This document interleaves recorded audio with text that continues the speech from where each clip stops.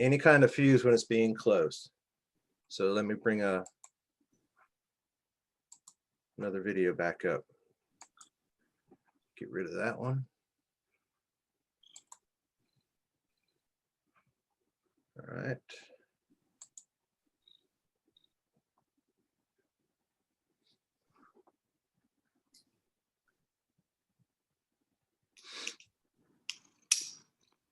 I have a challenge for all of you. Go to every computer in your house, your mom's, your dad's, your sister, your brother's computer, and install Honey. Wait, Mom, before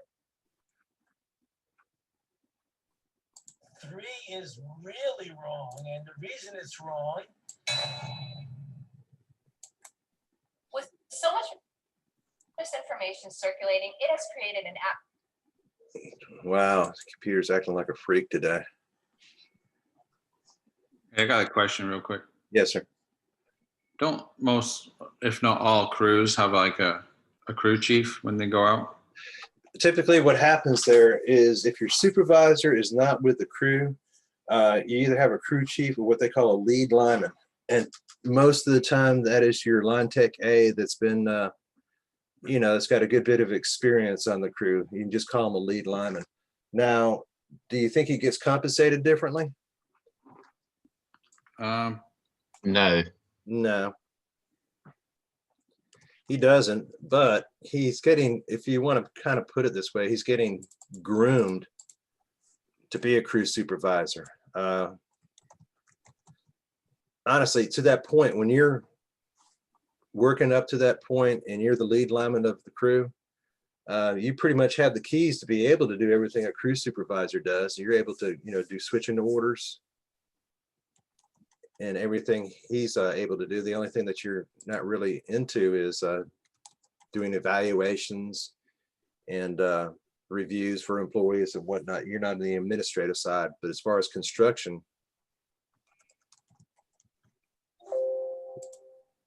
you're able to do all of that with the crew with the lead lineman. The reason for my question is that video you just showed, would you assume that there was no supervisor there? No, What they no. were doing? Well, So if it wasn't the right thing to do, if you were there, you would have corrected it, correct? oh yeah, absolutely. If I was standing there on the ground and I saw that guy getting ready to close that fuse and I saw that bucket truck underneath it, I'd be telling that guy to get out of the way.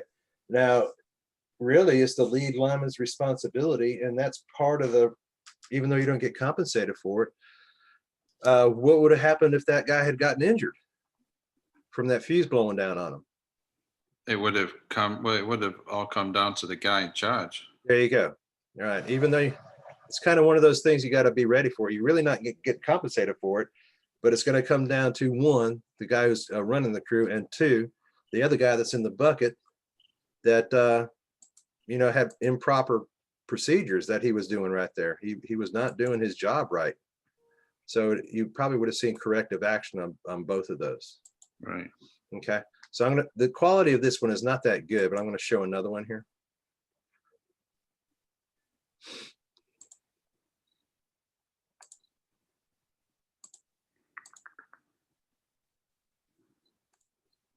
Let me know if it glitches out. I might have to do a computer restart here, and I don't want to do that. Okay, everybody see that? Yep. All right, here we go. Yep. Here, let me get back to the beginning. All right, this is a guy, and it looks like it's up north. He's getting ready to close a fuse on an underground dip.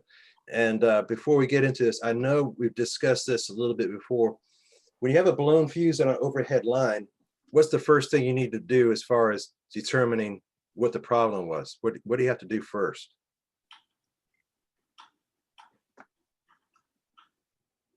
Are you just going to drive up to the pole, replace a fuse, and hope it holds? Identify. Yeah, you're going to ride that line out and see if you can find out what the problem was.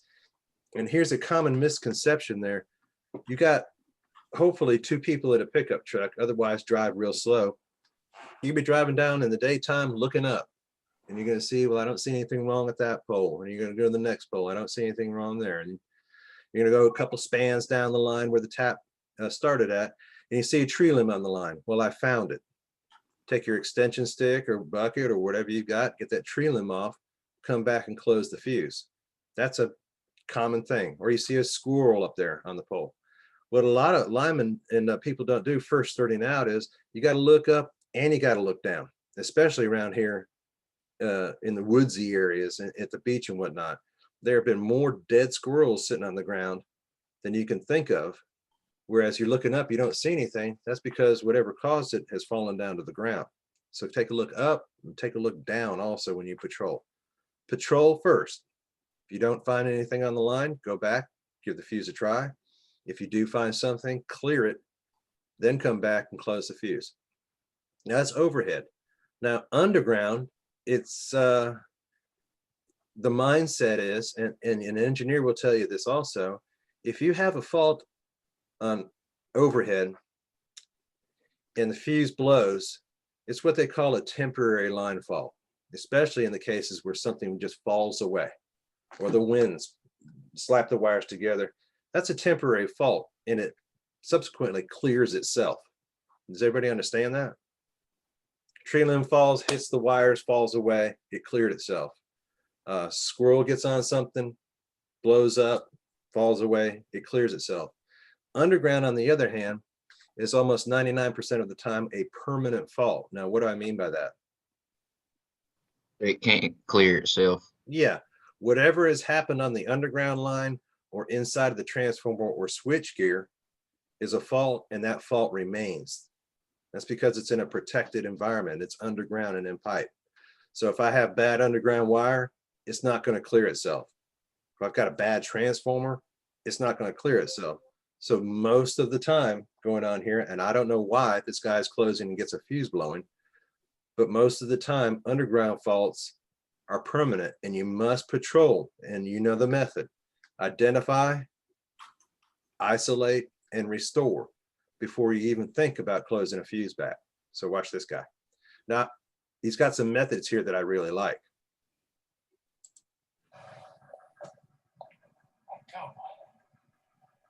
So he's taking the old fuse out with a stick.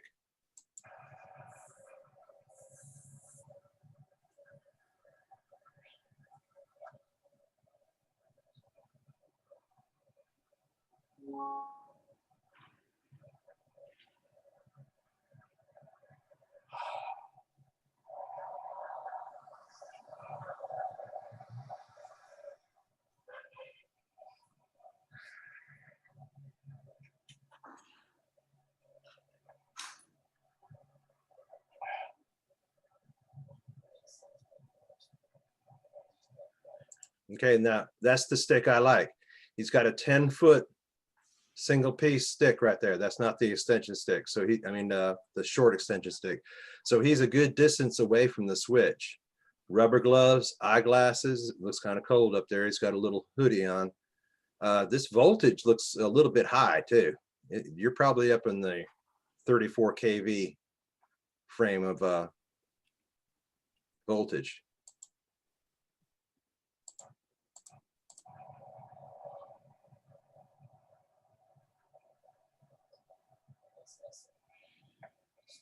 Okay, so he did something right there, and I want you guys to kind of recognize it.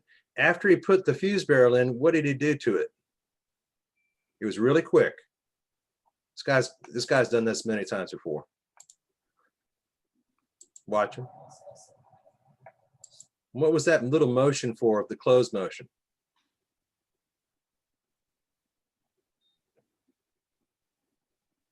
Anybody got any ideas? Make sure to pivot. Yeah, and you can do this. I mean, I would do this regularly, even if you're using the extension stick. He just rocks it back and forth to make sure the feet are seated at the bottom.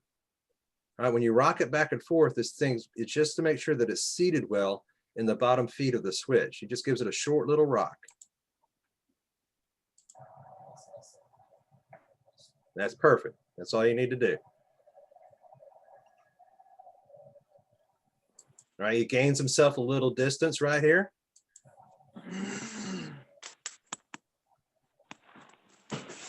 All right, why is he doing that? Why does To make sure he can fully close it. There you go, exactly. You want to make sure that you're able to reach the top of the switch. If you can't reach the top of the switch, while you're closing the barrel and you're short and you bump the top of the switch, the barrel's going to fall back open and you're going to get a huge arc right here. So he takes a test measurement to make sure that he's able to close the barrel fully from the distance he is away. He's gaining all the distance he can. I think he knows it's going to blow up. All right. So out for debate here. Where does he put the stick? And In this- the eye? In the eye. Yeah, guys. You know my practice, and by all means, I want you guys to do the practice that your company requires.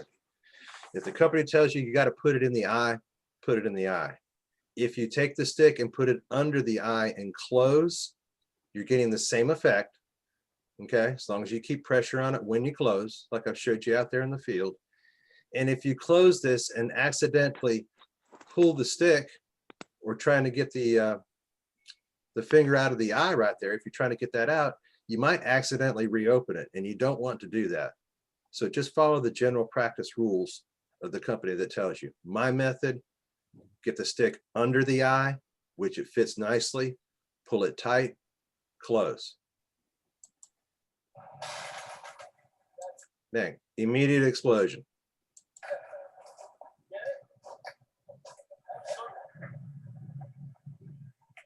Okay. Why you want to see the picture of a regulator, I don't know, but okay. As far as safety is concerned, you guys see anything wrong here?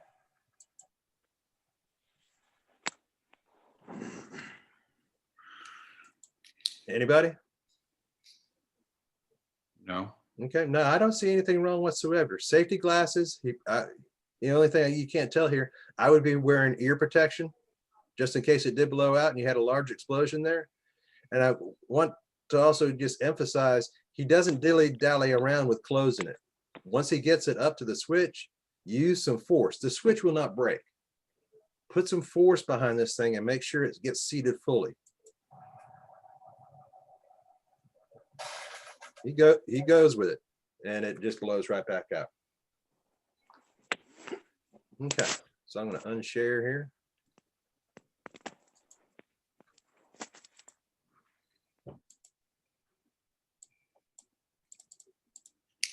Eventually.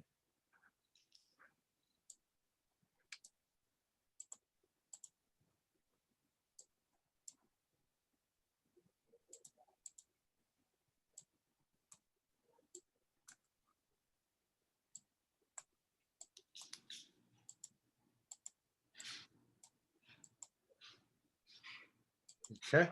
Any questions on those two videos? One, the first one, obviously, you had a prime situation that was not good.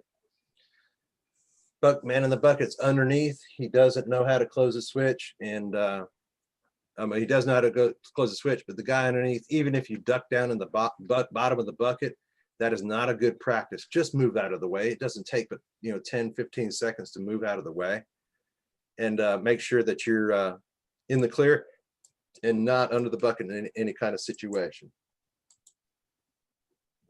All right. So today we're going to talk about some other things here as far as phasing is concerned. Now, you guys remember the video that we had of the guys, the two old guys using the phasing sticks? Yes, sir. All right.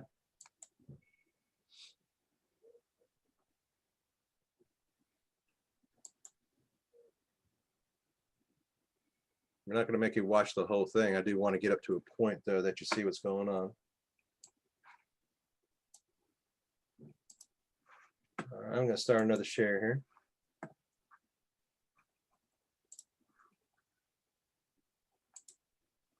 Let's see. Here we go.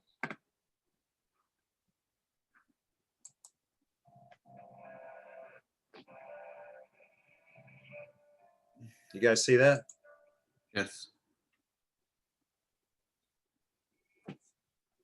I'm John Saka, and this is Kirk. Okay, I'm gonna Mulhern. fast We're out forward here here a little today to bit. do an actual demonstration of phasing a distribution circuit, all of our safety equipment's ready to go. And I'm seeing 0 at that location, so that's the same thing. Non-metered end to that center phase out on the, yeah, very good. I'll go on the bottom side of this. Okay, so what these two gentlemen are doing here is first, when they go through the video, they really don't go into, they determine if the top of the switch and the bottom of the switch, and you notice there is no barrel or no blade in between these two switches right here. They're trying to determine, and I'll use my mouse right here, if this is A phase on this side, or if this phase and this phase are the same phase. So I'll just use, for example, I don't know if they're A, B, or C. That's what we're trying to learn about. So if this were A phase, 7,200 volts, and this was B phase, 7,200 volts on the opposite side, what kind of reading should my sticks get when I measure from the top to the bottom of the switch? 7,200 times 1.7325. What should that be? 12,470. 12,470. Thank you, Briggs. If I take my stick here, and this is same phase, we'll just say for learning's sake, this is A phase, this is A phase, and I put my stick across the top of the bottom of the switch, what should my reading be on my sticks? Same phase. 7,200. Anybody else? All right, if this is 72, if this is 14.4. who says 14.4? Me, so. Okay, Paul. that's opposite phase. Oh, So if I'm going from A phase to B phase, that's going to give me opposite phase reading. You can't add the two together. You got to use the magic number 1.7325. So that's 7,200 equaling out to 12,470. If I go and I'm using same phase right here, and I've got same phase on the opposite side, the reading should be 0. Right? It just makes think of it in this fashion. If I take a wire and I put my phasing stick here, you see where my mouse is at, and my phasing stick over here, what reading should I get? 7,200. No, sir. Right here, same conductor. 0. 0. I'm not measuring any difference in potential.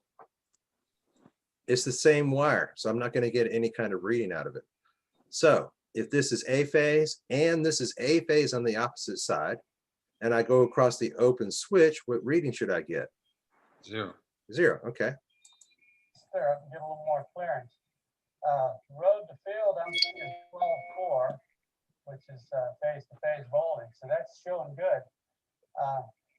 Just for extra security, let's go to non-metered end to that center phase out on the top. And I'll go to the field phase, and I'm seeing 12.5, so that's a phase-to-phase voltage. You ready to check the bottom side of these cutouts? Yeah, when we're in close proximity like this, there's nothing wrong with just rolling your cord up to control that cord a little bit. Oh, that's a real good idea. That'll keep that away from the ground potential and give us a more stable reading. So The bottom side here, I'm seeing 12. So all through the course of the video, he's measuring phase to phase. He's using opposite sides of the phase, both the overhead line coming in and the bottom of the switches. So every time he should get a reading of 7,200 volts times 1.7325, which is 12,470. 12.4, which is acceptable as a phase-to-phase voltage. Now you want to go to that field phase or road phase. I'm seeing 12.5 here, Kurt, so that's a phase-to-phase voltage. Let's check across field and road phase also. All right, you ready? I'll pull this Pull that cord down a little bit. Very good. Well, I'm seeing 12.5 here, so that's a phase-to-phase voltage. These circuits are hot on both sides of that switch. While you're there, why don't we just go across that open switch you're at?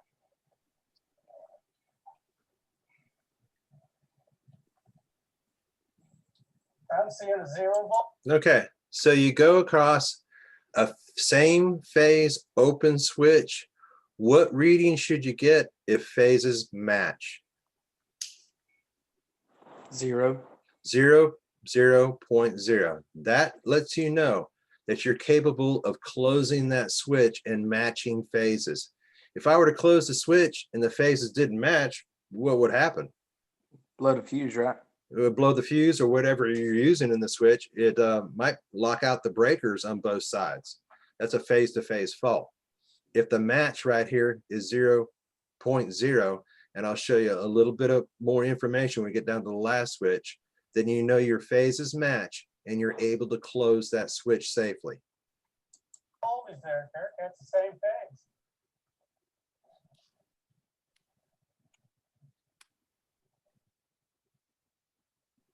And I'm seeing 0 at that location, so that's the same phase. So do those phases match? Yes, sir. Yes. Okay. It's always good policy and just good work, guys. If the first phase matched and the second phase matched, well, what's left? How many phases am I using here? 3. 3. Go ahead and test the last one too. And there's a reason behind it. You'll see it right here.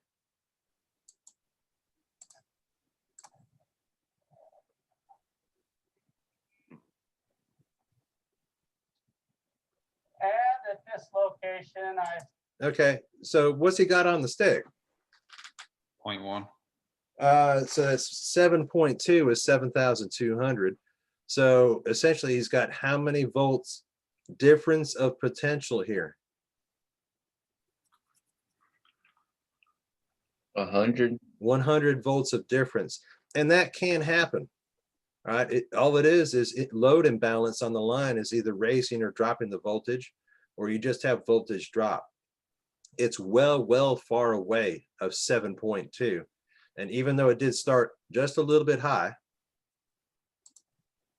and at this location, 200 volts. I see a small variance of 100 fluctuating to 200 volts, which identifies it as safe phase. All right, so he went ahead and said it. It does identify it as same phase, even though you have a little bit of potential imbalance, especially if you've already confirmed on the first switch 0, second switch 0, 200 volts of difference between the two is not going to cause any harm. Are there any questions there? Yeah, a lot So of they're hooking in their phase sticks. Is that what that ring is for? Is that what the purpose of it? Right here? Yeah. Yeah, and that's detachable. It's just a screws into that part of the stick. We're not using high pots here. High potting is for underground. That's detachable. And what you can do is you can put the another attachment. I'll probably scoot up a little bit in the video here to show you. I mean on the actual phase itself, that looks like a rectangular. That is what they call a stirrup.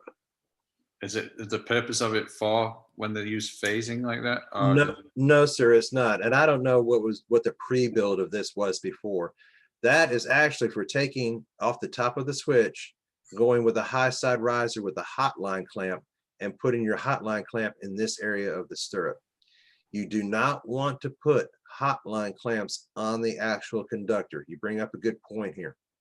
Why do you not want to put hotline clamps on the conductor itself?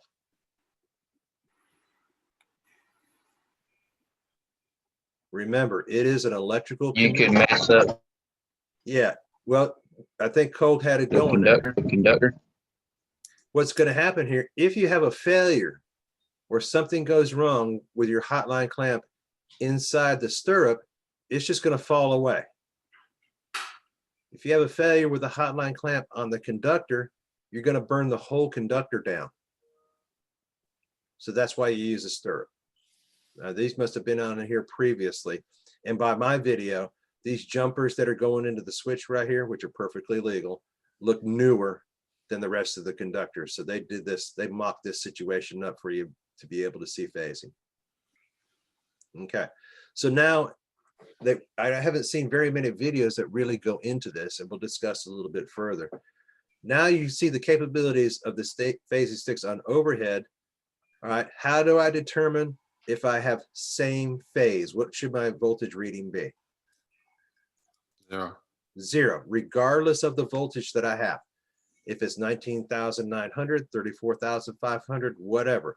If you have an open switch, with one phase coming one direction, this is energized, and another phase coming in another direction, energized. Your sticks across the switch, top to bottom, nothing in it, should read 0. All right, how do I know when it's going phase to phase? What voltage reading should I get?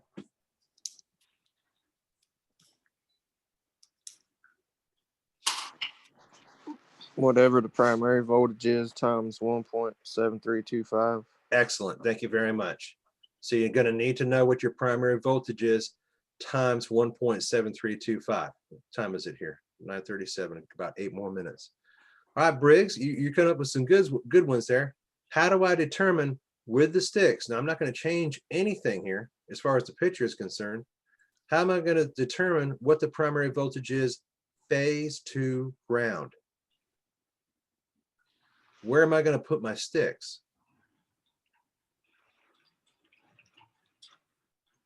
Could you put it to the ground rod on the pole and to one of the phases? There you go. You don't have to put it to the ground around the pole. You can actually put it right to the neutral. Remember, the neutral is a transport to ground. So if I take one stick, put it on the phase, and I take one stick, put it on the neutral, should that give me a phase to ground voltage reading? Should. Yes, it will. Yes, it will. So that's how I determine phase to ground voltage. All this video went through was phase to phase and same phase to phase times 1.7325, same phase 0. To determine phase to ground voltage, take your stick from the primary conductor, metered end, take the other stick, put it on the neutral. That's going to give you a phase to ground voltage reading. All right, let's take a little break here.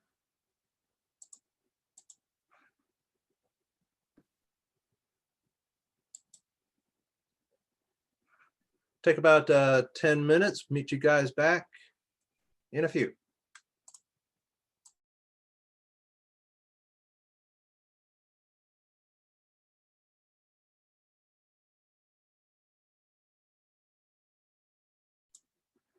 Okay, we're back. Gonna give you, let's see, Blake Revelard, knit. Gonna give you another video here on the phasing portion.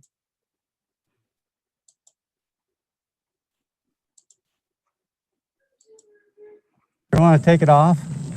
If you've got small wire coming out of a substation. Get rid of that guy. All right, you should have a, you might not, hold on a second. Share screen.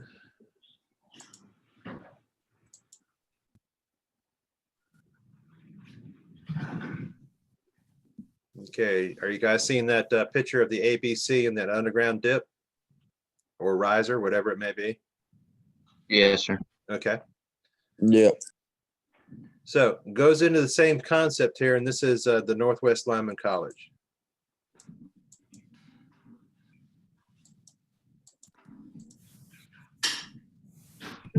Phasing out a circuit is the process of checking the voltage at an open point on a line to make sure the phases are in the right order. This should always be done before bringing two energized phases together. To check phase, we're going to use STB's phasing voltmeter. This meter has 5 different dial settings: capacitance tap sensing, capacitance tap phasing, line sensing, line phasing, and battery testing. Before using the meter, you should always perform 2 tests, the battery test and the proof test. To check the battery, turn the dial to BT. If the needle doesn't deflect, do not attempt to use the meter and remove it from service until the battery is changed and proper operation is verified. If the needle does deflect, it's safe to continue. To proof test the meter for direct line contact, set the dial to LP, line phasing. Then install the phasing cable and probe and turn on the included tester.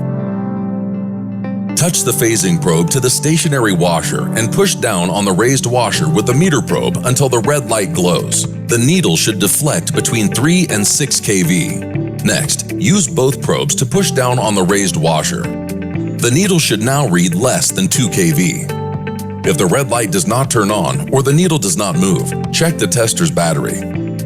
If the battery is good, the meter is defective and should be removed from service immediately. After testing, the meter can now be used to check phasing on overhead conductors or underground direct bushing contacts. Just be sure that your phasing meter and live line tools are rated for the voltage being tested. Okay, so he goes through a lot of processes here, and that I don't know if you guys have noticed it. I've been pushing what kind of sticks, what kind of phasing sticks, the brand name. Hastings? Hastings, yeah. Hastings, you've got a 9-volt battery in there. When you turn the Hastings phasing sticks on, there's a little switch on top of the metered end right there. It's going to tell you right off the bat, low battery. What are the tests that you need to perform with it? Pretty much nothing. Yeah, pretty much nothing. If the battery is good, those sticks are good and ready to go. The STB type, and for one, they're not digital. And they're not really going to give you a very good reading. It's hard to read that needle in that small area right there and be able to get a very good reading. That's why I like to use digital meters. So it's more of testing the meter. Now, obviously, these guys are going to use it, and they'll go up through the process here of what they're going to do. On this 12 kV line, we'll confirm proper phase sequence between the open points of the same phase. When approaching the line, always stay clear of the insulated jumper connecting the meter and phasing probes. If the meter reads 0, the phases are in sequence or the meter is malfunctioning. To make the phases are in sequence or what? The meter's malfunctioning. Yeah, guys. I mean, and what they need to do here in the process is the same thing that the two old guys did in the previous video. With the Hastings sticks, how do I test out the sticks to make sure that they're working right?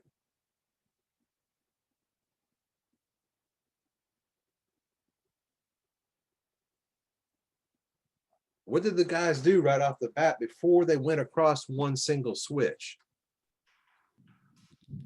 Did they check the battery? No. What did they do on the line? They test multiple. Yeah, test phase to phase on each and every phase. Go up top here and test from this phase to this phase. Then from this phase to this phase. Then from this phase all the way to the outside phase. And if he said it was a 12 kV line. If you're getting 12,470 on all those readings, well, you've tested out both the line voltage to make sure it's present, and you've tested out the meter also. If you're getting those readings on the meter, then you know your sticks are working correctly. This guy goes from one phase and he's going to an opposite phase, and he gives the comment there, you should get the 12. If you get 0, the sticks might not be working. So do the test first. Don't go across the switch and read a 0. Test the sticks first to make sure that you're getting phase to phase or phase to ground voltage with the sticks. Then test across the switch to make sure that you're at a 0 volt reading. That's how you test sticks. He said something previous to this too. What kind of sticks should be using? He said something about rating. One's rated for the conductors or underground direct electricity pushing with contacts. Just be sure that your phasing meter and live line tools are rated for the voltage being tested.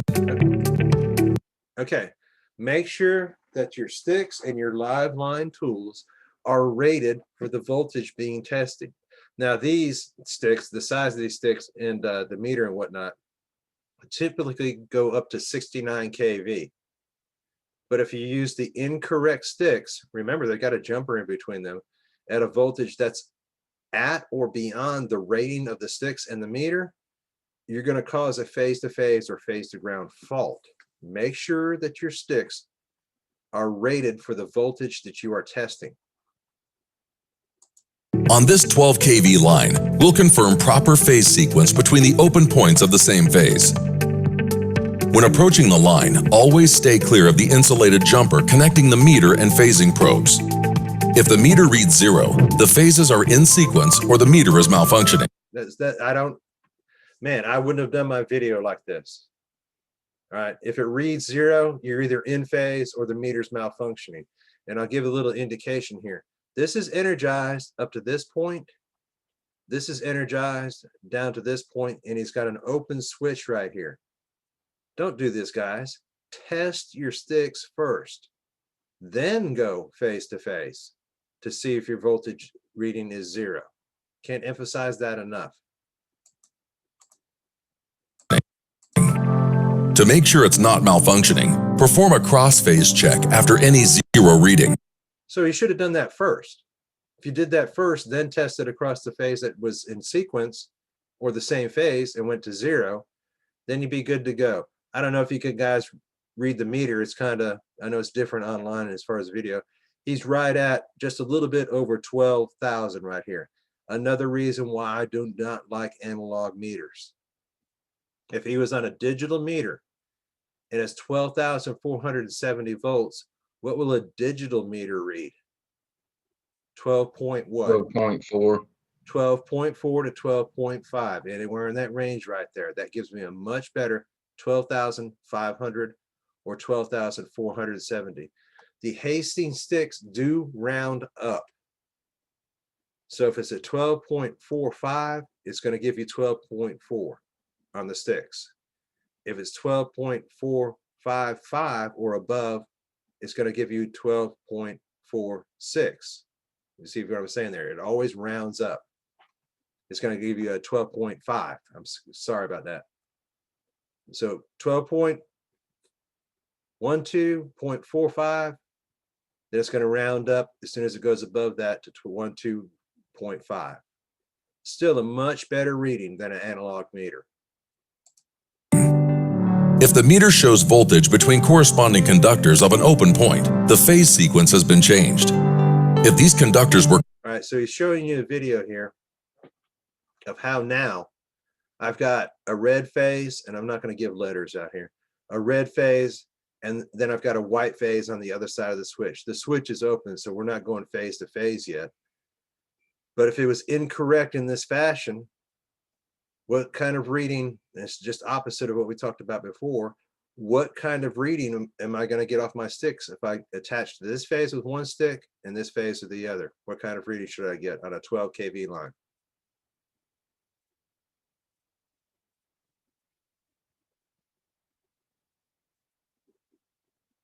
This is 7,200. This is 7,200 volts coming in. What should I get phase to phase? I got 2 different phases here as far as the reading on my stick. 7,200 times the magic number. There you go. Exactly. Absolutely. On all 3, this is going to happen. They're all out of phase sequence, except for blue. Blue is correct. White and red, and then red and white, they don't match. So I know I cannot close this switch at all. It's going to be a fault. were connected, a circuit fault would occur. This means the troubleshooting process must begin. Once the proper phasing sequence over the open point is proven, the line can be closed. Some companies utilize capacitance test points for underground conductors. For this kind of test, turn the phasing voltmeter dial to CP. Okay. We're not going to get into that part of it. I do want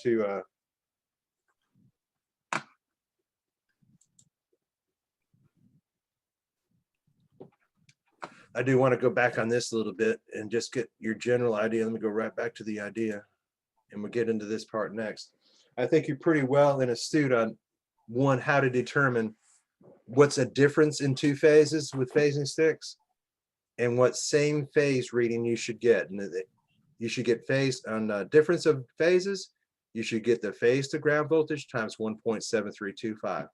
On same phase, what voltage reading should you get? 0.0. 0. 0 or very close to it. Now, I'll just leave this picture up here to give you guys, I'm sure you're asking questions. Why is the neutral on the cross arm? For one, is it legal?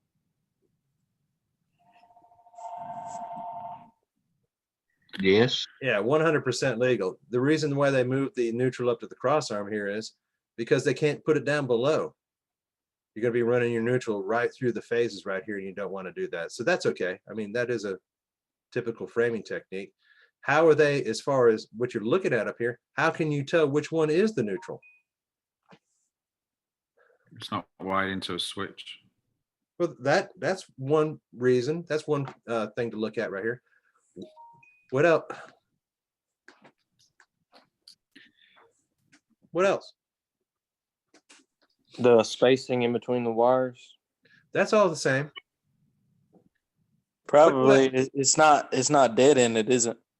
It is dead ended, but what's the method? On my energized phases, what am I using right here? Oh, like a dead end shoe and an insulator? There you go. You got a dead end insulator. What am I using on the neutral? A straight shoe. Just a Maybe. straight shoe straight to the cross arm. So I have no insulation right here. Another thing that really puts off the clue to it right here is this one is going, the neutral wire is coming in. I've got a jumper run across the arm. And where's that wire going? Pole ground.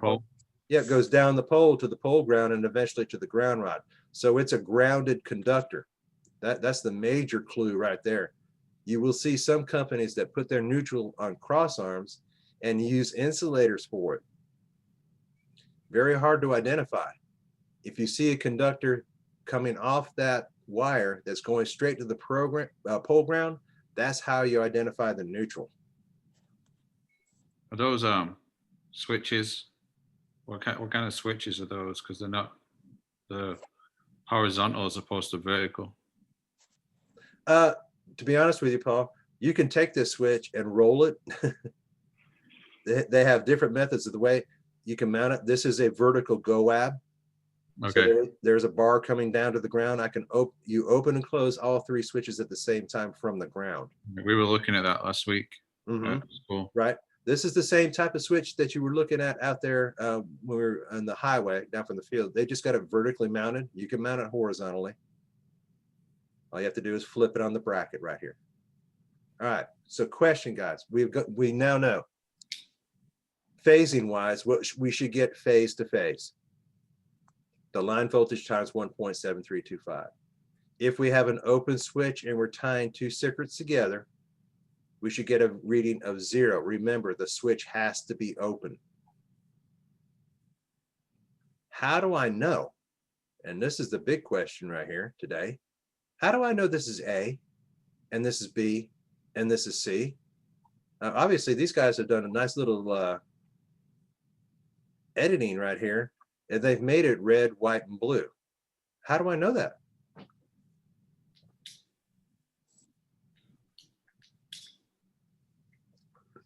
Primary phases run left to right. Not in all cases.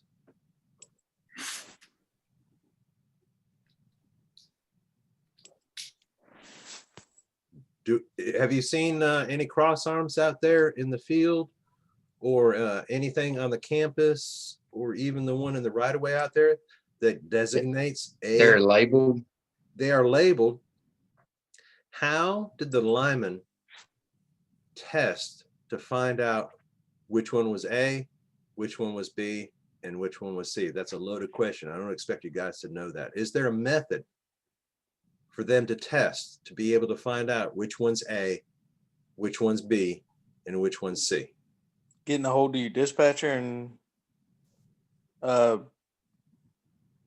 turning off A, B, and C, or like switching. You know what I'm saying? If you turn off A, B, and C, you're going to be without power for a lot of No, people. I know not where I know where you're headed though. Yeah. Not like A, B, and C, but you turn off A. And If see you turned it's off on. A phase, everybody attached to A phase would lose power, and everybody that had 3 phase would now Gotcha. be single phasing.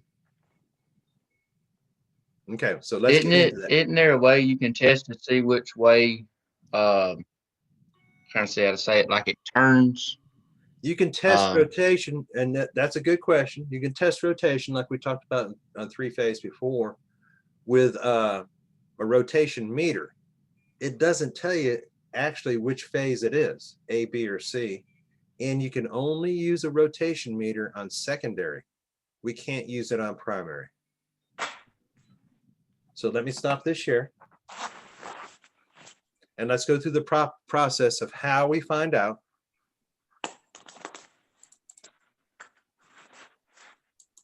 There's not very many good videos on this.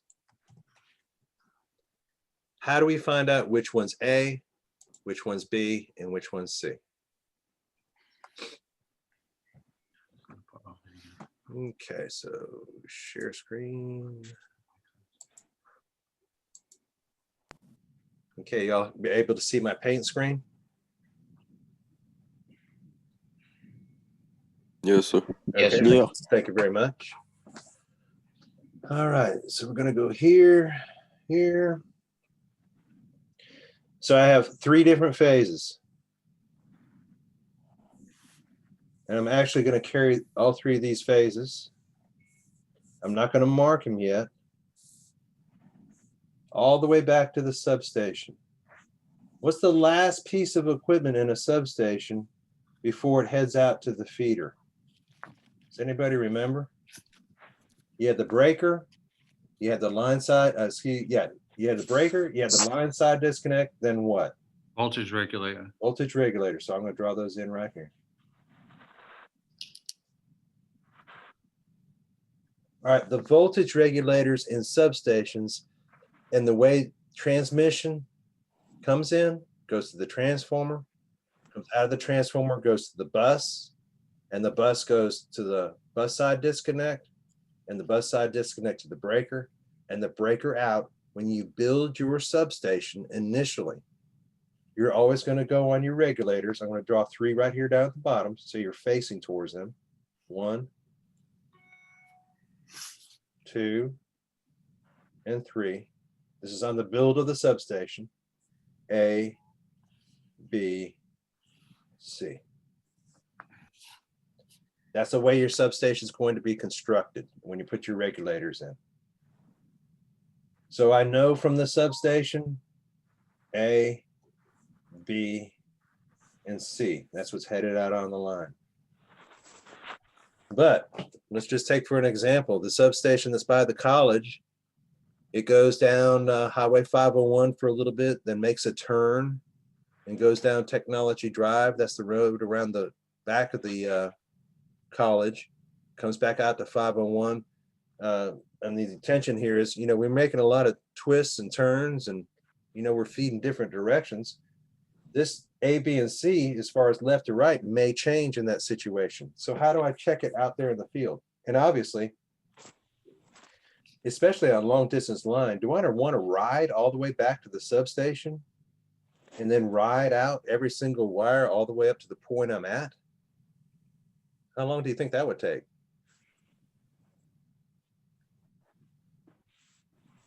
Most of the day.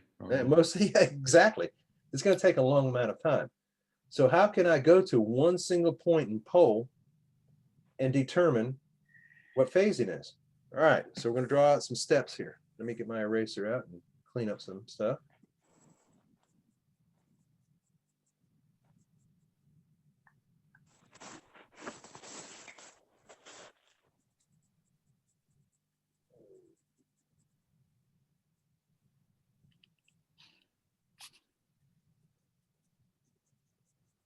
So the first thing is,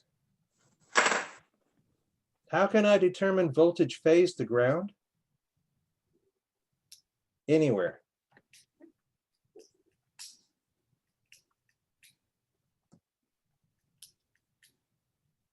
With the phasing sticks. Put one end of the phasing sticks to the phase you want to test and one to a ground Right. or a neutral. Phasing stick. Put sticks.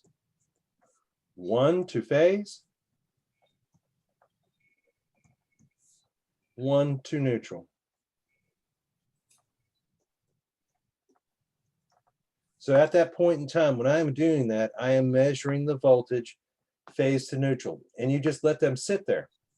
Next step, call dispatch.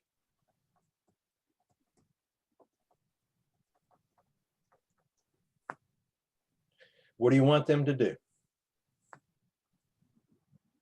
They're going to be using SCADA.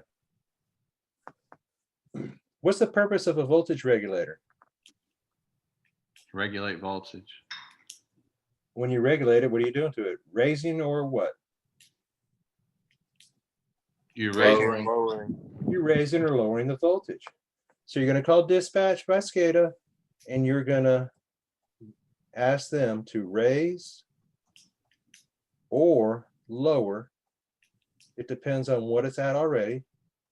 A phase. Plus or minus 5%, right? Right. Okay. Now say I have my stick attached to C phase here, and I've got one attached to neutral here.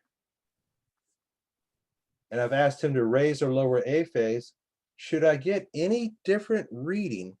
And we'll use 7,200 as our example here for voltage. Should my reading change on my stick if I've asked him to raise A phase and I'm attached to C phase? No. No. No difference in reading. Should hang right around 7.2.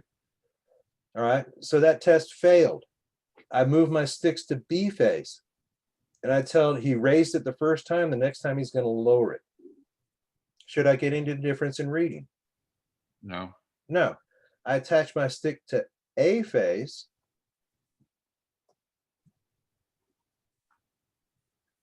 Let's come draw right over here. I put my other stick to A phase, make my attachment here, and my other stick to neutral here, and I tell him to re-raise it. What's my stick going to do? Gonna go up above 7.2. It's going to start raising just like that. And that's what you'll see happen on your stick. It might flash back and forth, 7.2, 7.3, 7.2, 7.3, but all of a sudden 7.3, 7.4, 7.3, 7.4. Have you just determined what the letter phase is? Yes, sir. There you go. That's the process of determining actual phase while you're out there in the field. But you've only done one. What do you need to do next? Go on to the next phase. Yeah, go to B and ask your dispatcher to raise or lower B phase. If you determine A, wouldn't it go in sequence then? No, You- it oh, will not. Great question. That's a great question. It may, let me put it that way. It may be in that sequence and it may not. And I'll bring up a picture, another picture out here at the campus in just a moment. We're going to actually drive down the road. But for testing purposes, to make sure what you have at that location is what it is, go ahead and then attach to B phase. And tell him to do what? Raise or lower B. And if you get the same reaction right here, like this, then you know that you're on B phase. If you don't get any reaction out of B, then move your stick to C in this picture. And then you've determined what C phase is. Do all three phases. Once you've knocked out two, is the last one self-explanatory? yes. It is. Go ahead and test it. That's every lineman does it. They go ahead and test the last third phase just for confirmation to make sure that that phase matches. I know it sounds redundant, but that is something that is going to be required of you as far as testing your phase circuit. All right, so test the first. It doesn't match. Remain on there and ask your dispatcher to go to another phase. If that doesn't match again, ask them to go to the last phase. And then just go step by step until you determine all three phases.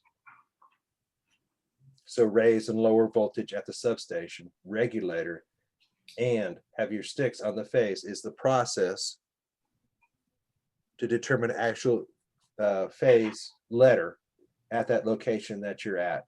Now, what if you don't have SCADA? Can I just send somebody to the substation and talk to them by radio and have them manually raise it and lower it?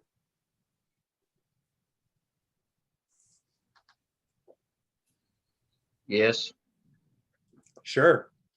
Sure. Sometimes when your dispatchers are busy, say you're doing work in one location and they're tied up with like a thunderstorm up in North Beach and they're tied up, you can just ask permission. Is it all right if I go to the substation and do some phasing at the regulators? They're going to say, sure. All right. And you're just going to talk directly with the lineman in the bucket truck by radio. And he's going to call you and say, I need you to raise A. And you're going to raise A. Now, how do I know that I'm staying within the 5% range? at the regulator.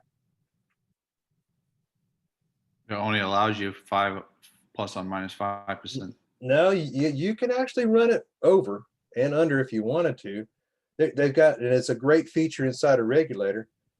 They actually have the voltage showing in a window. So that's why you guys need to know when we taught you the math of, you know, what's 100%, I mean 5% of 120. It's actually going to give you a reading in there of 120 volts inside a meter, and the meter's inside the regulator. All right, what's 5% above 120? 126. 126. So you can run it up to 126 and just stop there. If the guy did not get a reading at that time, and he asks you to lower it, how low can you go? 114. 114. If you don't get a reading on the sticks out there in the field, and remember he's measuring primary voltage. If you don't get a reading on the sticks with a 12 volt secondary range, then you're not on the same phase. Okay, so you can actually do it at the substation. Just watch the meter. Once it hits 126, you got to stop. Right? If you're going down, once it hits 114, you need to stop. You're out of range. Okay. So let me get rid of this share screen. I'm going to take you to Google Maps here, Paul, to answer your question, and I'm going to drive us down the road a little bit to give you an idea of what's going on as far as as far as that's concerned. So let me get rid of this one and add one. I'm going to travel to the college here.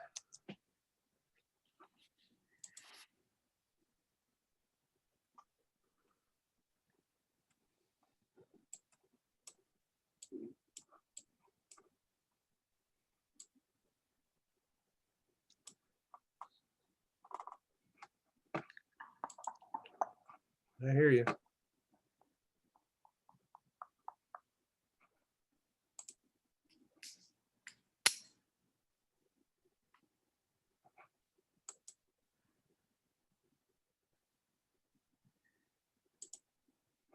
All right, zoom in here.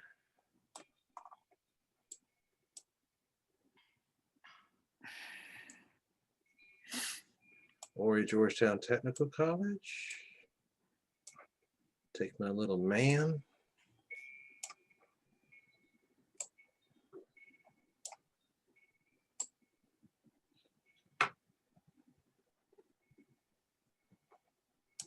All right.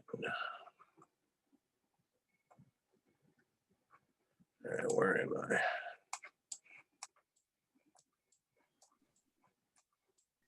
Let's get on the other side of the highway. Okay, all right, let's share this.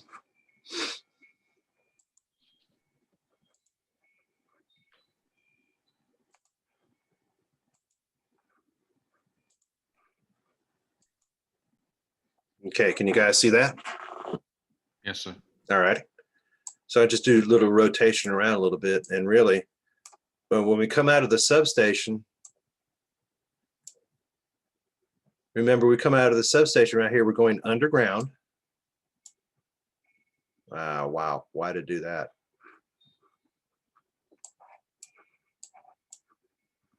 It's behind you.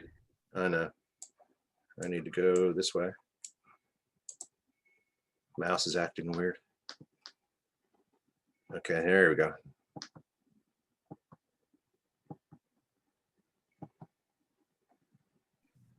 And there's actually no markings when you see it coming out of the substation a little bit further north. Here we go. So we go into the substation with transmission overhead, and that's the 3 lines that you go see going into the substation. When we come out of the substation with distribution, it comes underground, and you see these 2 manholes that are right here in the picture. And then it's distributed out to riser poles. Remember, a riser pole is when the feed direction is going which way? Going up. Yep. It's coming from underground and going overhead. Now, actually, on this pole, there's no markings whatsoever which show you A, B, or C phases. Right? It was just never done. Probably should have been done, but never was. Then I'm going to go down 501 up to the college.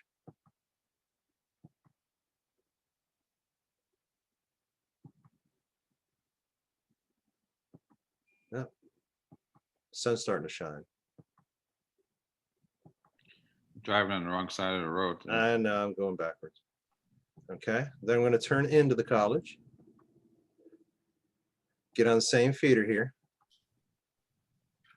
Okay, switch around. Now this has to be done.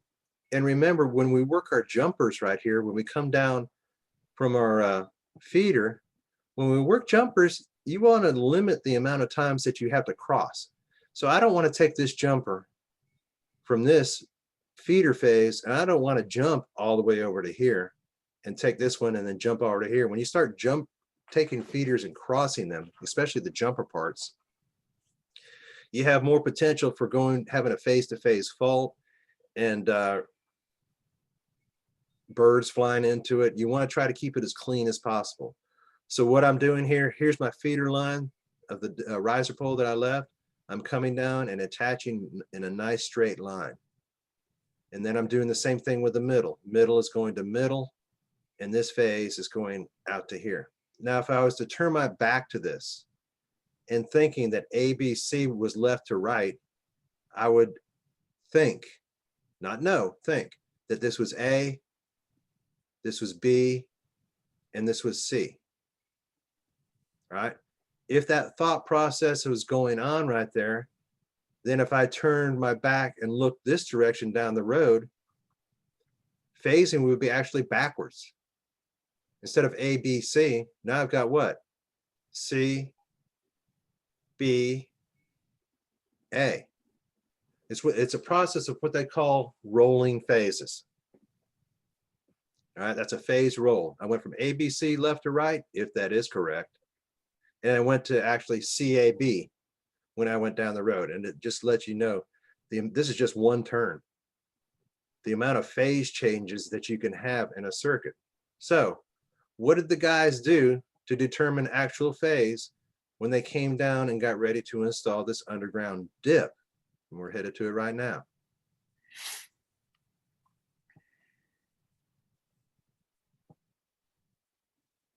Back up just a little bit.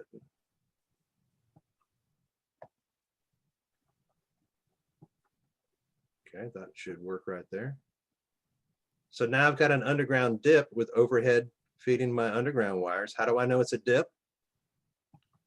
Goes from overhead to underground. Goes from overhead to underground, plus I've got a fuse switch. Now it might be a little bit hard to read on maps.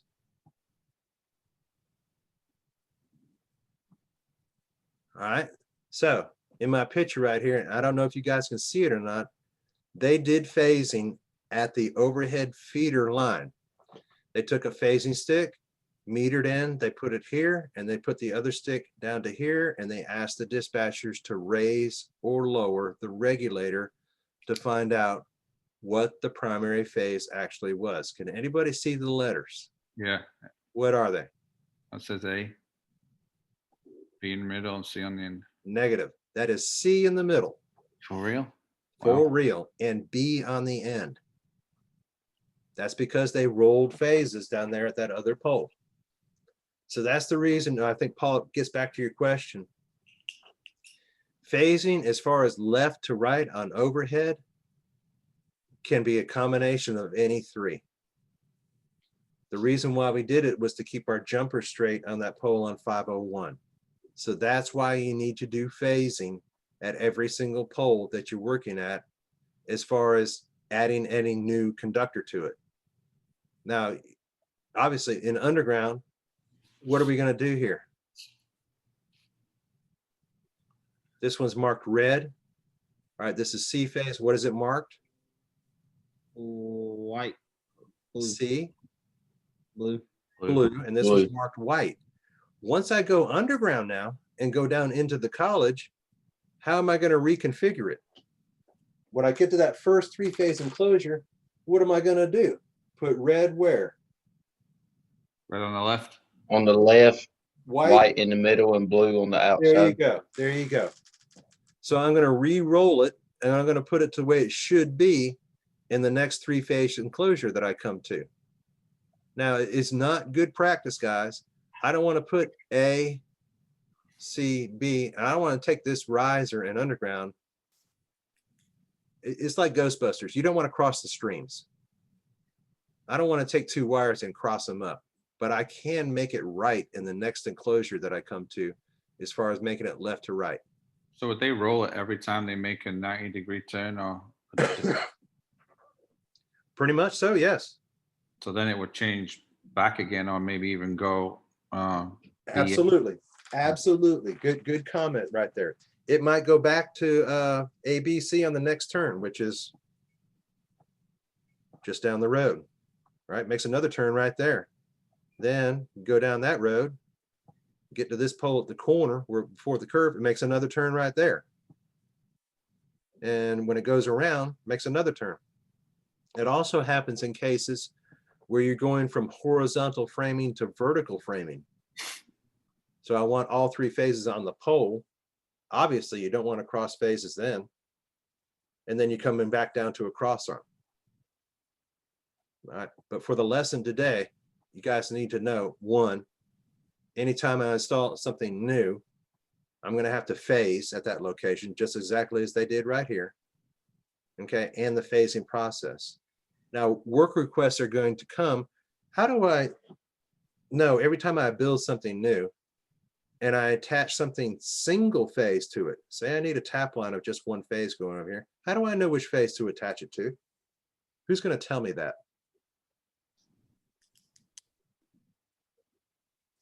If I had this feeder line going out here for about 4 miles, am I going to attach every single tap or every single transformer to 1 phase?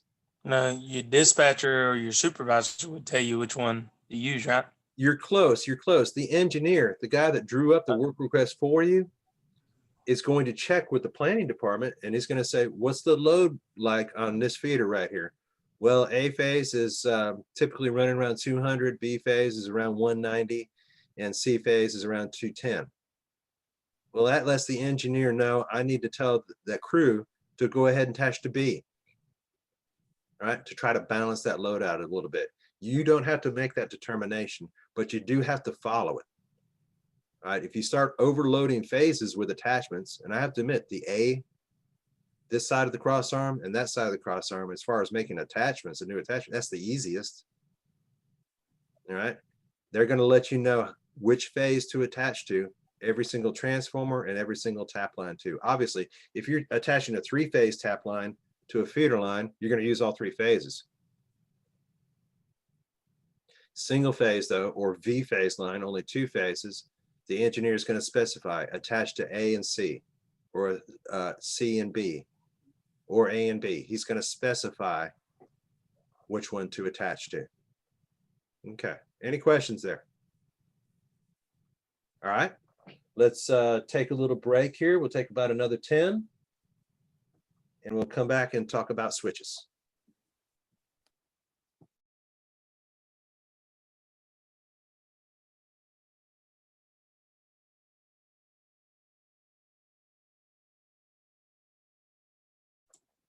Okay, gentlemen, we are back, and we're going to go through a discussion here of different type switches out on overhead lines, and you'll be familiar with some of these. Some of these you do know, and you need to know the familiarity between some different types. So let's share a screen here.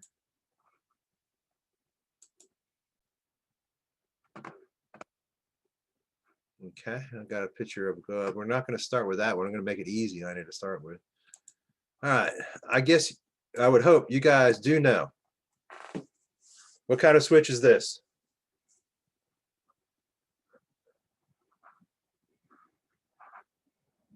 Can anybody hear me? Yeah, I hear you. I just don't know yet. You just don't know yet? I mean, it's a fuse switch. Yeah, there you go. Exactly. Oh, okay. This is the same kind of switch, and there's different makes and models and everything like that for different companies. This is a fuse switch. How do you know it's fused? It's got a fuse in it. Right, exactly.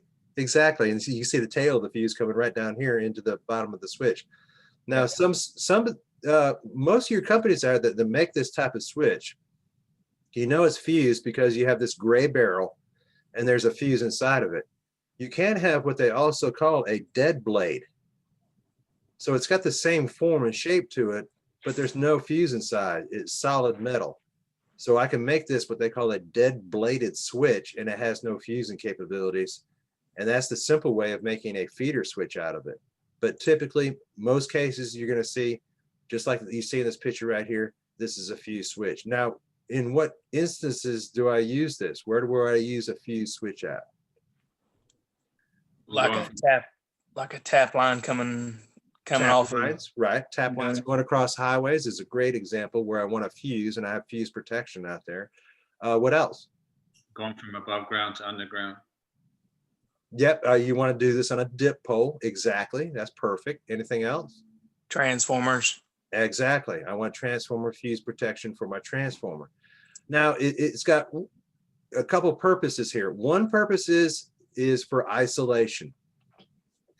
I have my feeder line up top or my tap line, whatever the case may be. I've got a riser coming into it, and then I'm going down to the piece of equipment that I'm feeding it from with my low side riser. If I have a fault below the fuse, I want to isolate whatever that fault is so the rest of the line above remains energized. It's for isolation.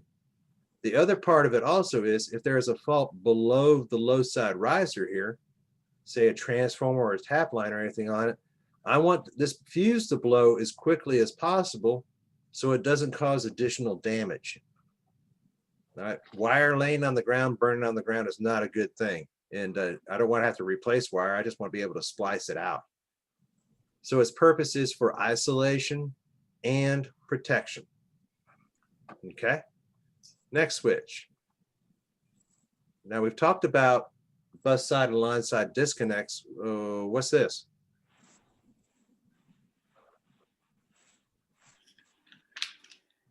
One, is it a dead bladed switch? Yes. Okay, Yeah. It's one solid piece of copper here. You take your stick and you can open it or close it, whatever the case may be. So this is a dead bladed switch. There is no, and I've had students ask this before, well, if I've got my riser or jumper at the top and I come off the bottom, will this blow if I have a fault? No. No, it will not. It's a dead blade, solid feed through. It won't open up. It won't do anything. It'll just sit there. So if a fault occurs below, the entire circuit is going to be de-energized due to the fault. Circuit breaker open or whatever the case may be. That's a dead bladed switch. All right. What do I have here? Go up. GoAb switch. Works in the same process electrically as a dead blade switch, but now I'm able to open and close all three switches at the same time. You see the handle here, and here's the mechanism. I've got a handle going down to the ground that I can either raise or lower or go left to right with, and all three switches are going to open at the same time. Now, when the switch opens, is this switch open or closed at this point in time? It's closed. It's closed. All right. When it's open, the blades just fall off and roll over in this direction. Roll to the right-hand side, and then they are open. All right. Same as the disconnect switch. Is this any kind of protection? Is it fuse protection? No. No, it's just for isolation when I need it. All right. Let's sit on the switch a little bit. Now, let me do this video here real quick. You guys see that video screen up? Yes. Okay. Yes, sir. All right. What you're watching here is the opening of a GoApp switch. Hold on one second. It's the opening of a GoApp switch that has a load make, load break capability. And we'll get to that in just a moment. I want you to see it first.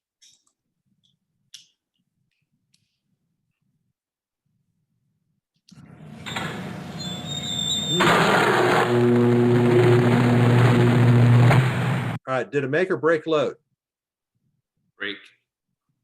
Did it work? Yes. No. What's If you got a load make, load break switch, there should be no fire. Okay. Then what happens here? I'll pause it. All right. The process, let me go just a little bit further. The process of a load make, load break switch, and you'll see, and we discussed this before, I've got power coming into this side, going up this copper rod, making contact with this rod, going down and back out of the line. Electricity at this point is still flowing. Understand that. Even though I've got the switch out of the normal contact point, power is still flowing through this entire circuit right here and then out. Once I have lifted this lever high enough, load should be broken in this tube right here. It opens up, that lever control opens up a contact point inside here, and there should be no load broken. Right there, that is load, right? The load breaks did not work on all three of these switches right here. Eventually, you'll see the arc load, the arc path right here. It blows from this phase into the other phase, and you have a phase-to-phase fault. That's why the fire goes out.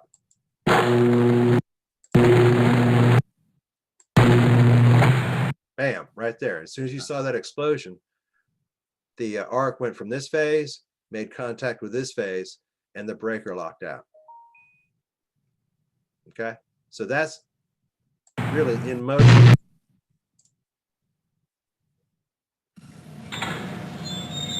Of a failing load make, load break switch. How do I know? By looking at it, just by observing it, that this is a load make, load break switch.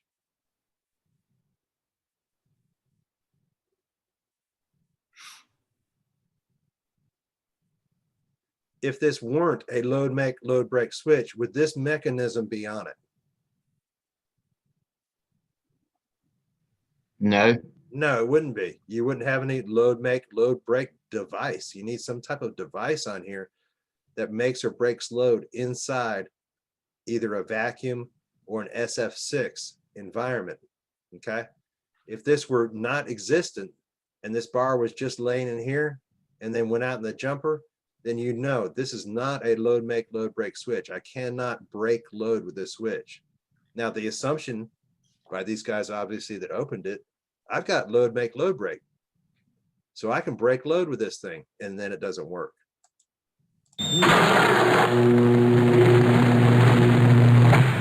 Okay, we'll proceed. Now, you guys remember the story I told you about Surfside Substation? Where I had to go to the substation was on fire? Yeah. Yeah, this is typical. And well, I say typical, this relates to it rather closely. What this was, and they had description on it on another video, is the breaker in the substation failed. So they had a feeder fault.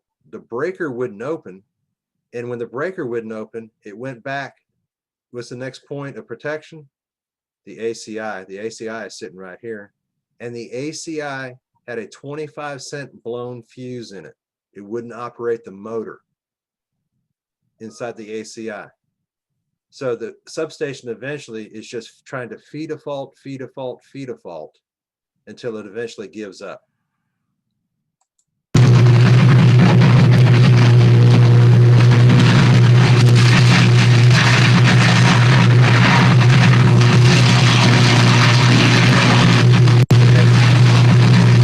At that point right there, the transformers become so hot and so pressurized that is vaporized oil. The oil inside the transformers become vaporized and is starting to spew out of the top of the transformer. The fire is so intense here, it will ignite it.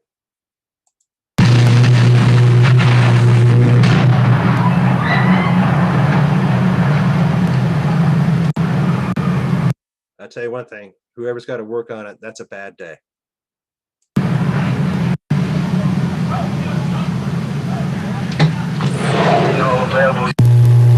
Will be completely black by the end of the day, right? Okay, so is this a load make, load break switch? No. It actually is. The load make, load break is back in this area right in here, but one phase out of the 3 does not work. Let me rewind this just a little bit, and I'll show you where the failure happens at. I'm going to go slow motion on this one. 0.25. Sound's going to be a little weird here.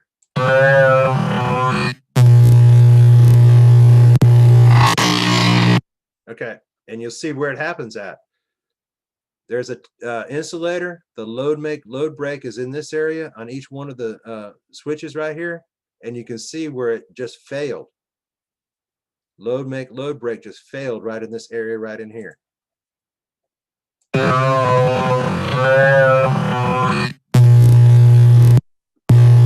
There you go. Right at that instant, now I'm not breaking or making load anymore, just on that one phase.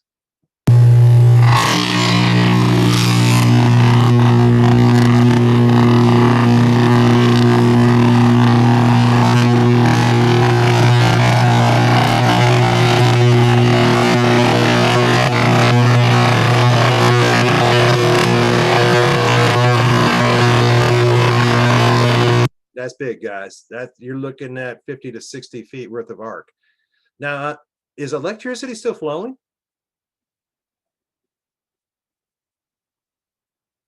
Yeah. Yeah. Yeah. Yeah, it is. It is. These 2 phases right here on the far side are open. There's no power flowing in that direction right there. There is still power flowing all the way through here. Air is your new conductor in this case.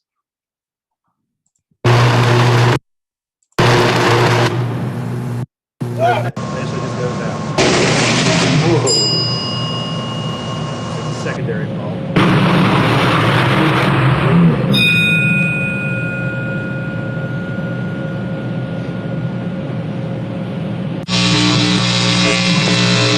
Got really bad. If it blows up, get ready to hit the ground. Damn. Okay, so what's happening here?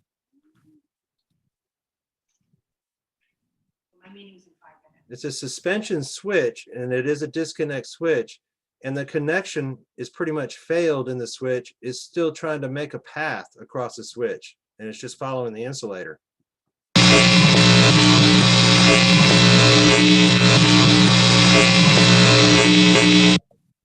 Okay. I'll be done shortly.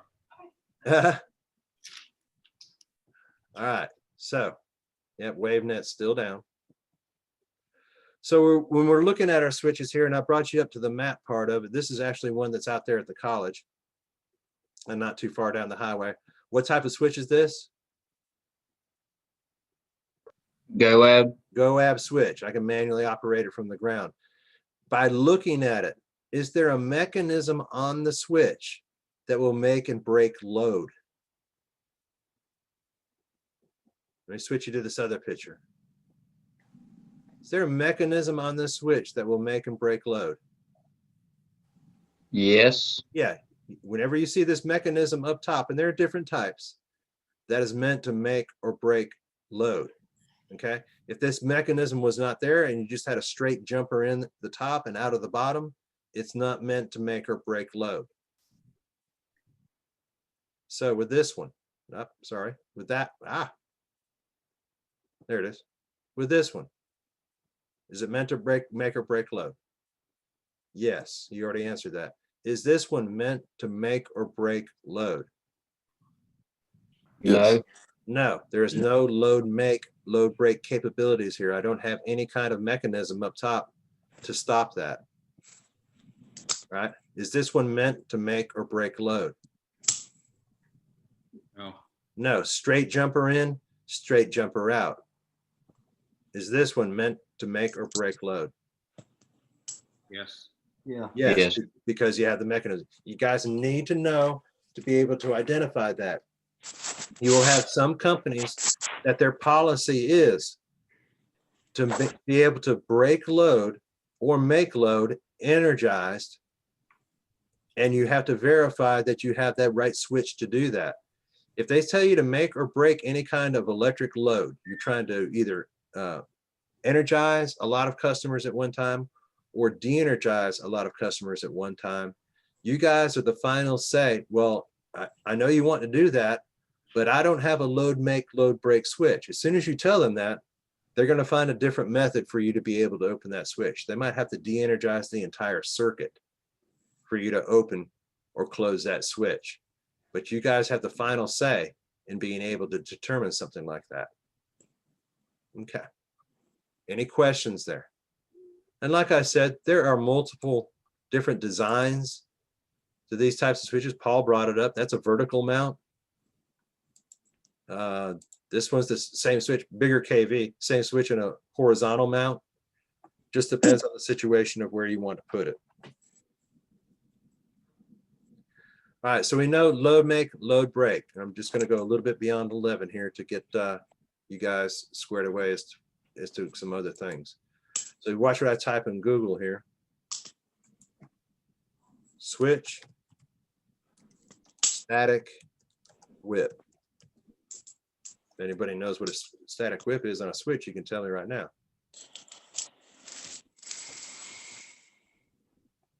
Let me see if I can find one in a good search result.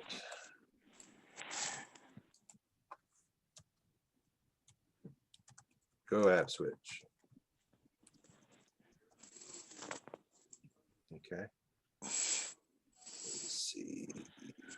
Perfect. This is a great example right here because it's so large on the switch.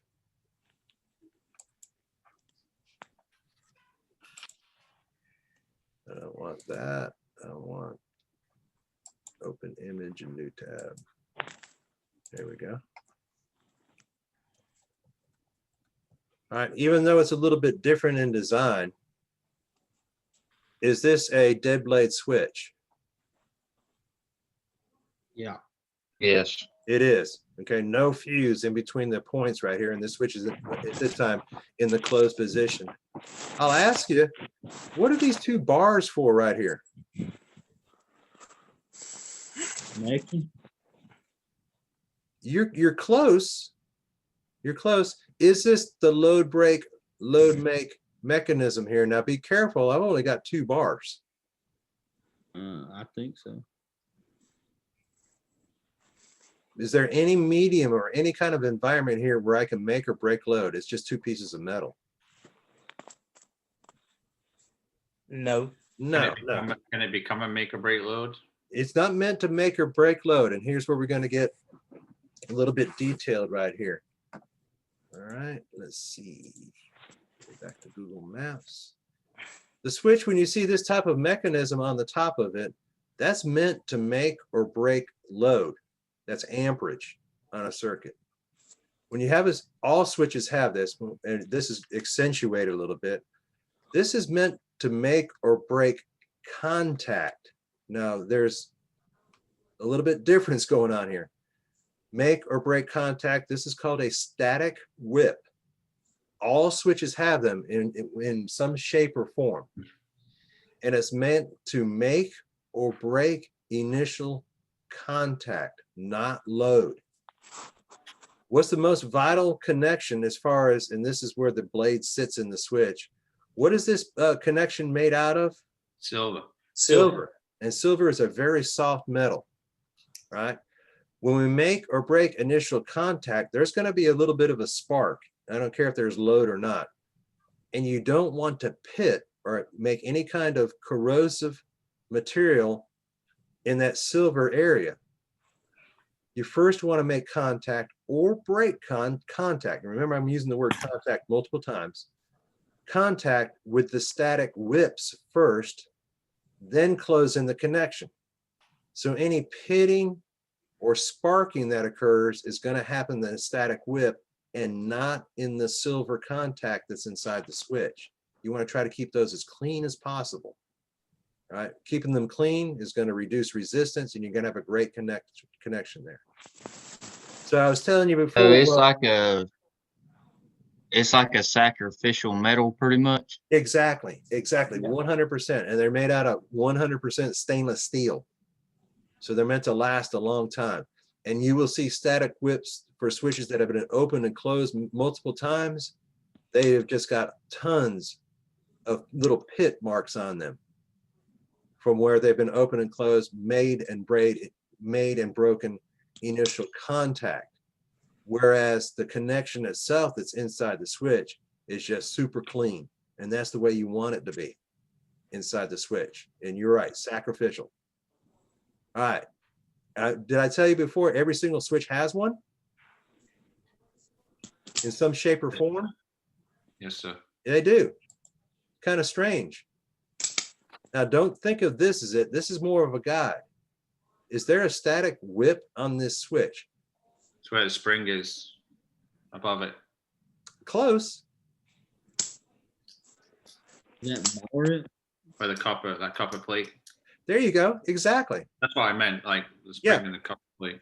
The cap itself is silver plated. Right inside the cup area right here, there's a little bit of silver plating, but the contact is initially made where? On the copper plate. Yeah, on that copper plate where I'm raising my mouse up and down right there. The contact is made, and it actually, even though I made contact with the silver, with the silver fuse barrel cap, when I continue to push it in, it scrubs it off. It's going to make contact right about in this area right here. Continuing into the switch scrubs that contact off, and then it sits in the cup. Nice and clean. So that's a static whip even on a cutout. All right, I know it is too hard to see in this situation right here. There are static whips on this switch too, even though it has a load break device. They have the same mechanism up here. Let's see if I can find you one more picture of a GoAb. Then we'll call it a day. What about a dead blade switch? Is there one on that too? See, there is.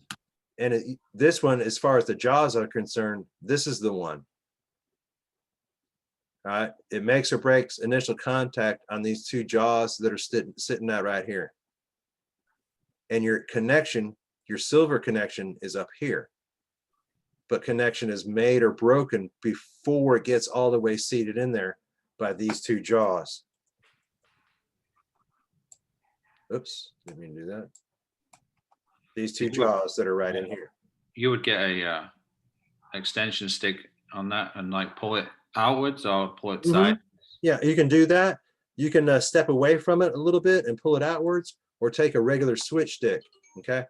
This is a locking switch. You have to pull down, and this lever unlocks it, and just keep pulling straight down, and it won't go any further than vertical. And it's not removable. No, you're correct. Your statement is correct. It is a bolted assembly right here that just rotates up and down. Right. Okay. Let me see if I can get a close up on one of these switches right here. Open image in new tab. It's kind of small. I don't know how this is going to work. Yeah, that's a toughie. Let me get rid of that one.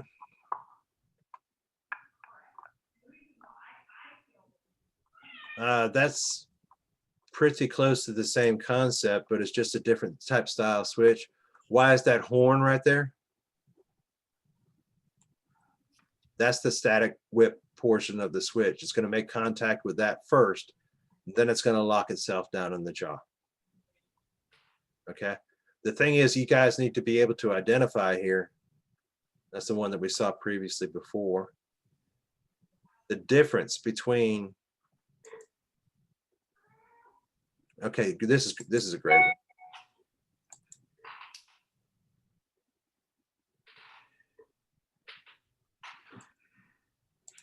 Okay, cool. This is perfect.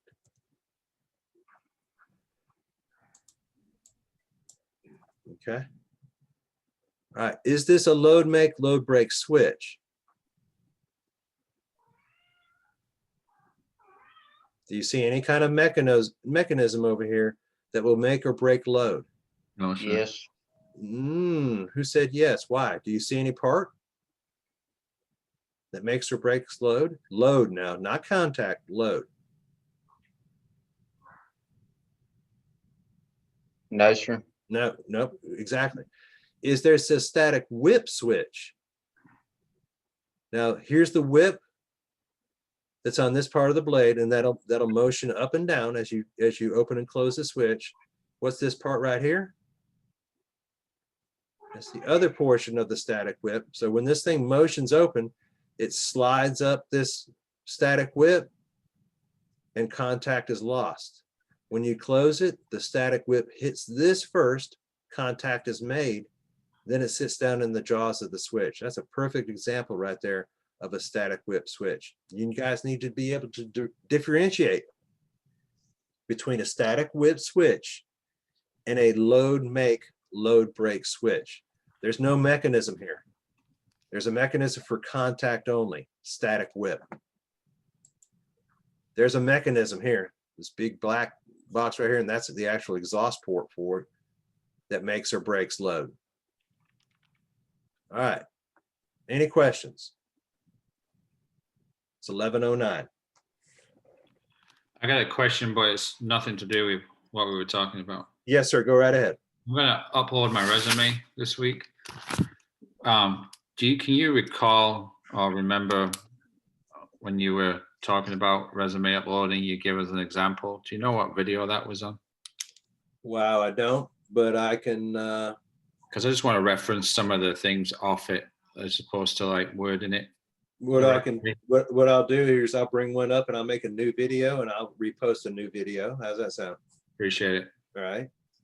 That's all. I just checked WaveNet. WaveNet is still down, so I am not going to give a quiz today. I'm going to go ahead and post this video up for today, but no quiz today because WaveNet is still down. So that means you can't submit your resumes either. It's completely down for everybody. Tomorrow, what's happening? Tomorrow, what's happening? We're coming back to Zoom. Okay. All right, and those people, reminder here, we're gonna be checking on whether I'll do a Zoom tomorrow and a Zoom video. Most definitely, if WaveNet is back up, you're gonna have a quiz, only one. I'm not gonna bomb you with two because WaveNet's down. That's not your fault. You're gonna have a quiz tomorrow on what we talked about today and some other safety things that we talked about today as far as switches and phasing and all that good stuff. Then you climbers, Professor Vermelin's going to talk tomorrow. Your climbers are going to more than likely going to be out there at the field tomorrow. Now, he and I discussed it. You've got this week to practice and next week to do the actual overhead portion of that. As far as the test was concerned, I think Cole Templeton, even on Tuesday, this past Tuesday, he knocked out a couple of those items on the test. So you can test anytime that you want to, if you feel comfortable for it, okay? Thank you. All righty. Any other questions? Gentlemen, be safe. The weather's nasty out there. Have a good day. I will be texting you when the video is posted, both for today's class and the video for the resume presentation. If there's no other questions, have a great day.